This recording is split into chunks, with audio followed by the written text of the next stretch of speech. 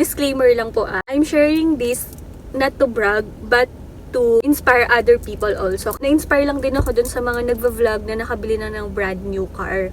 So, as you can see guys, meron pa siyang plastic kasi nung kinuha namin siya sa dealership, wala pa silang available na seat cover. So, to follow siya. Kaya hindi ko na muna pinatanggal yung plastic para at least hindi siya ganun madumihan. Ang arte ko lang sa part na yun.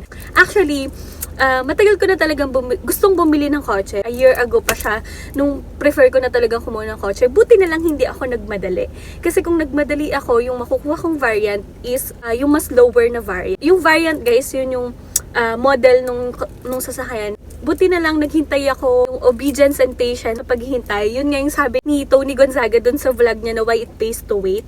Paghihintay is worth the wait talaga. Yun talaga yung pangarap ko na color sa kotse, color red. Finally, natupad na siya. Nagdadalawang isip ako kung isa-share ko ba to kasi I'm sure maraming mga basher, maraming magsasabi mayabang, ganyan.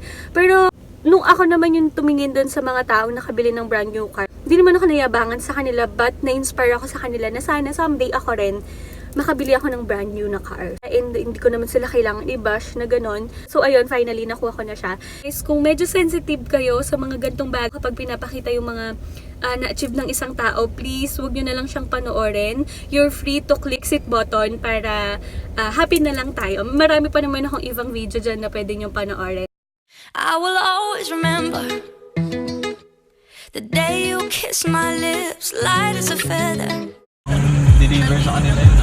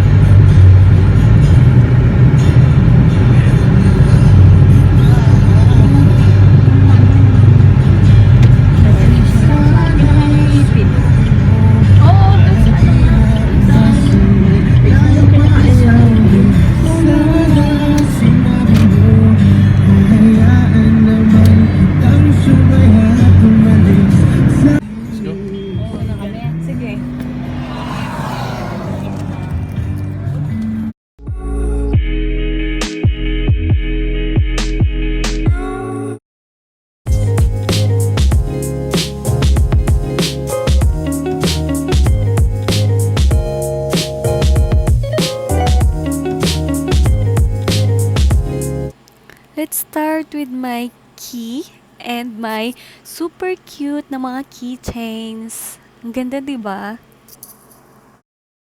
This is the Honda City VX 2019. So, meron na siyang daytime running light. So, once you start the engine, automatically meron na siyang ilaw. So, mas maganda yon para mas safe and mas makita ka agad ng mga kasalubong mo na sasakyan. So, this is the unlock and the lock button.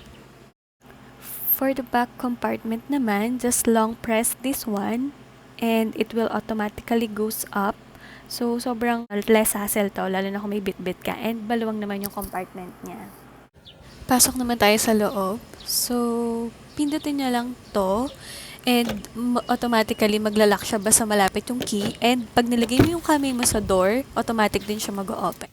O diba, sobrang convenient yung pagpasok. Kahit nasa bag mo lang yung key, ma-open mo pa rin siya. For the driver's side, which is in the left part, unang makikita mo is yung icon. Yung icon, siya yung magko-control sa sasakyan mo para maging matipid siya once na naka-on siya. So, kukontrolin niya yung aircon and at the same time yung engine nung sasakyan mo para maging matipid.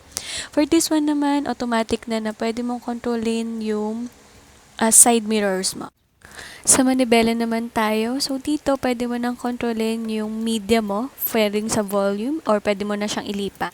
For the right side naman, meron tayong cruise control, which is kung nasa expressway ka, pwede mo siyang pindutin kung gusto mong i-maintain yung 100 na takbo mo para hindi ka mag-overspeeding, and then pwede mo rin pindutin yung minus or yung plus para madagdagan naman yung speed or mabawasan yung speed mo without you stepping the accelerator.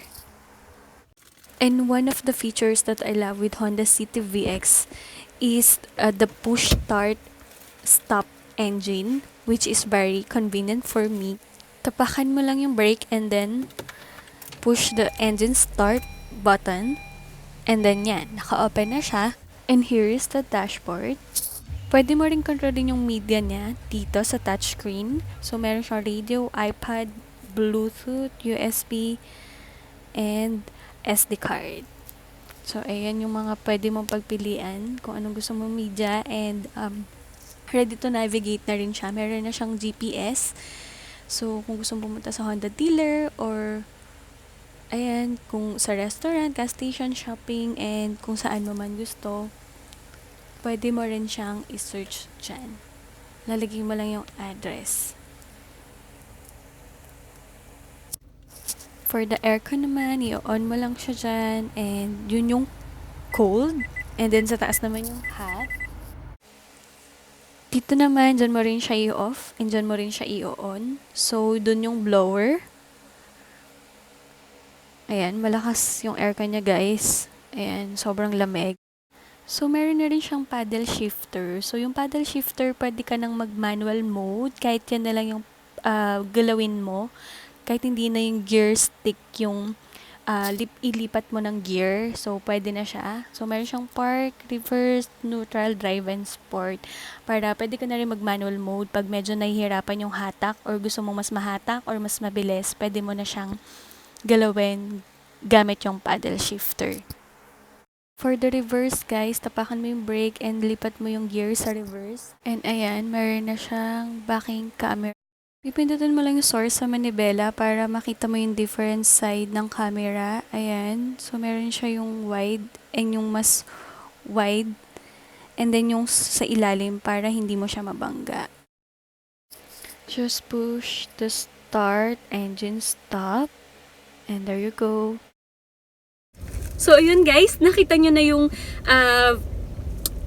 features ng sasakyan na nabili ko and yung journey ko sa pagkuha. So, sana na nag-enjoy kayo and sana na-inspire kayo tulad ko na na-inspire lang din ng other people na napanood ko sa mga vlog. Still thankful na pinapanood nyo pa rin yung video ko. Kung bago ka dito sa channel ko, ako nga pala si Queeny Mahiyain, and kung nagustuhan mo yung channel ko, please click the subscribe and bell button para lagi ka na ring updated dun sa mga future vlogs ko. And kung nagustuhan mo din tong video na ginawa ko, please click the like button na rin. Maraming thank you po sa pag-watch ng video ko. Spread love and not hate. Bye guys! Hey, I was doing just fine before I met you. I drink too much and that's an issue, but I'm okay.